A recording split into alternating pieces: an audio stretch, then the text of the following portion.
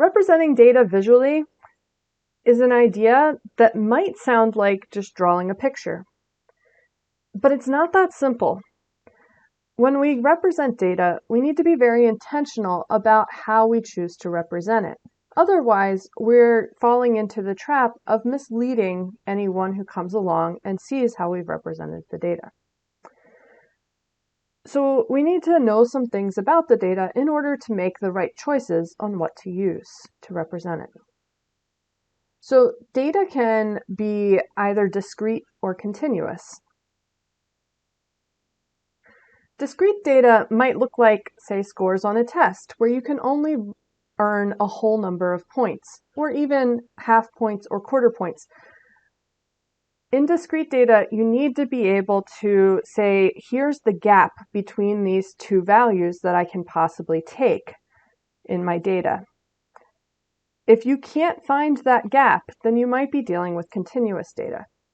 Continuous data often is related to time or length or height. So thinking about heights, people can be any amount of heights. We might always tell people our height to the nearest half or quarter inch. However, someone who says they are 6'5" is probably not exactly 6'5".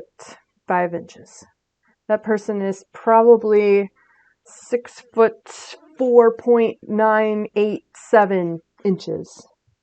And there might be another person who identifies themselves as 6 feet 5 inches, but they're actually 6 feet 5.06 inches. All right. So continuous data is one where I can't actually tell you where the gaps are on the achievable values. So let's first think about discrete data. One of the most common types of charts and visualizations for discrete data is a bar graph.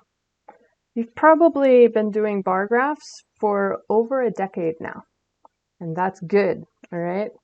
So in a bar graph, you're going to have a horizontal axis that's labeled with whatever the values on the horizontal axis represent. So in my case, I'm dealing with fictional statistics 101 midterm scores. So my horizontal axis is the score received. And my vertical axis represents the frequency. In a bar graph, your vertical axis is always going to represent either the frequency or the percentage of the total. Most of the time, we'll lean towards frequency though. So in a bar graph, there should be spaces between the bars. And what this is representing is that discrete idea where there's gaps between the possible values represented on my horizontal axis. So I can receive a 9 on the test, or I can receive a 10 on the test, but I can't receive something in between. So bar graphs should have those gaps between the bars, and that's a really common thing that people get wrong. Now, this bar graph, you might look at it and you might say, okay, well, it shows me something. A way that we might be able to visualize the data, and it might be a little bit more meaningful rather than having to read from the bar across and say, oh, there's 16 people that did that, is we might be able to use a pictogram. In a pictogram, we actually have a picture that represents each person or each group of people, or each group of animals, or each amount of money. And we have some kind of scale for that. So in this case, I have one little emoji for each person. Pictograms are incredibly useful as well, and they really are just a bar graph with pictures put in place of the bars. So they should have all of the characteristics of a bar graph, except instead of having these bars, they should have vertical stacks of pictures. Pictograms can be incredibly powerful because you don't have to use the exact same picture. You have to use the same idea, but you don't have to use the same picture.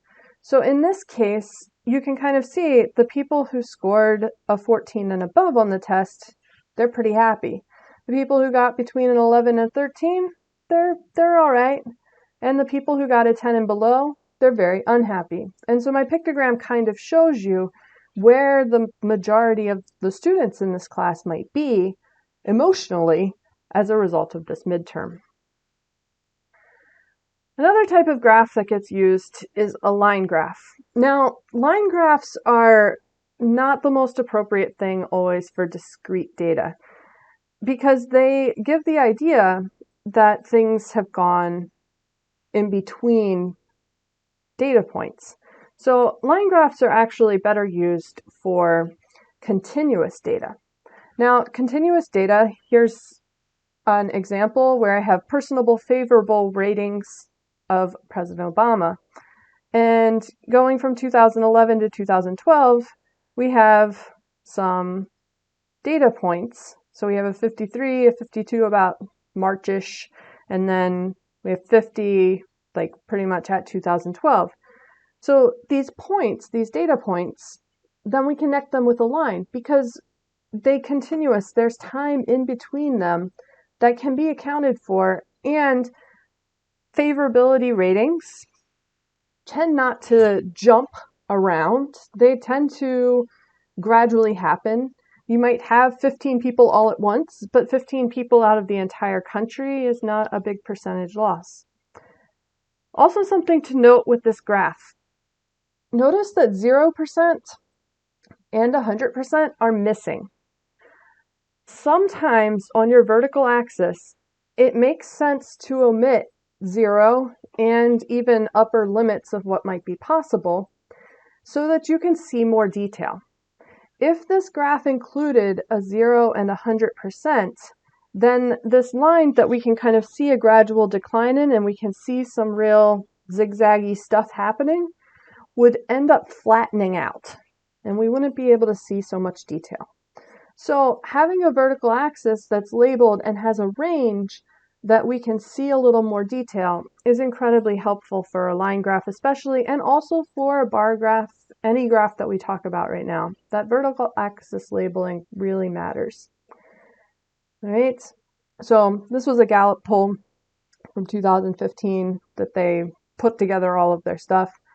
And line graphs are also really helpful so that we can compare more than one thing. So here from the same time frame, another Gallup poll conglomeration, where we've got approval ratings for handling of economy and foreign affairs, both by President Obama. And we can compare the favorability of the two things, and we can see how his approval ratings for foreign affairs declined and his approval ratings for the economy actually declined and then started coming back up. All right, so line graphs can compare two things along the way as well. All right, or more than two things. There's another type of data. We've been dealing with discrete and continuous data, and all of our axes so far have been numerical in nature. So there's also a type of data that's called categorical data. So categorical data is data where it might not be numbers, it might be words that we put people into categories of. And so it might be your favorite color.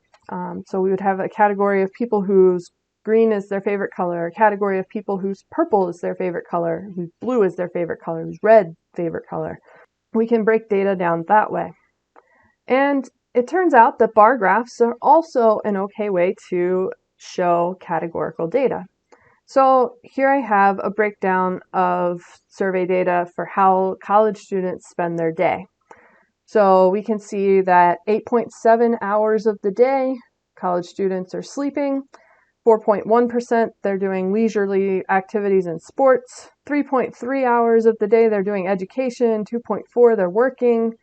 And we can see all of these pieces coming together.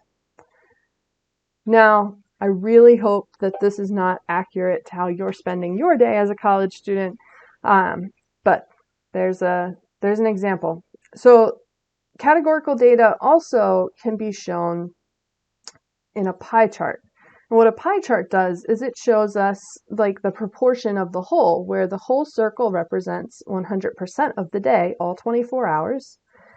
And pie charts can be particularly effective because we might not get an idea that college students are sleeping a third of the day without like really saying, all right, how much is 8.7 of 24, and like really thinking it through, where a pie chart gives you a very quick visualization that they are sleeping a third of more than a third of the day.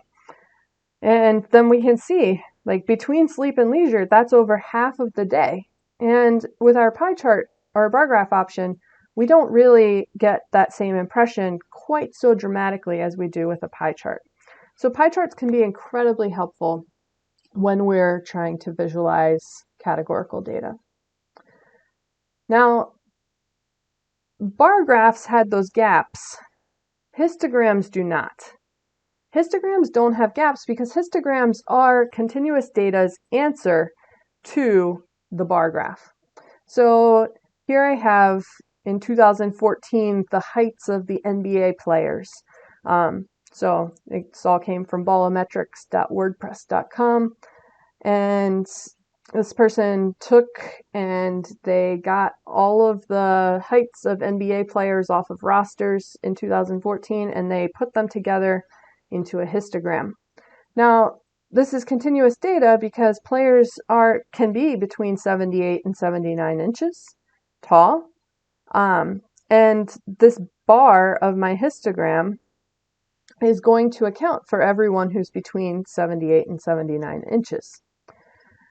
So histograms still have the frequency or the number of people or animals or whatever on the vertical axis, or they might have percentages there again. And they have your continuous data scale on the horizontal axis. Now this one in particular has some extra things really pointed out because he was trying to make some points about how many of the players are over 6 feet tall, over 6'3", and over 6'6". And you can see the bulk of players are all of those places.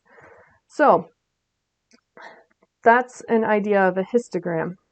Again, no gaps because there aren't really those distinguished gaps that we can tell with continuous data. So when we have continuous data, we have an option of a histogram or a line graph. When we have discrete data, we can use a bar graph. When we have categorical data, we can use a bar graph or a pie chart. All right, so lots of options on how to show your data. Please, when you're doing so, be careful about what you use as your scaling on your vertical axis. Make sure it's consistent and make sure it actually is a scale that it can show the detail in the data to the best of its ability while still including all of the data. This is one of the ways that you'll see in the media, data gets misrepresented all the time, and it's usually that vertical scale or the chart that's been chosen is just not the right chart for the type of data that they're working with. So I hope that that helps you get an idea of how to represent data.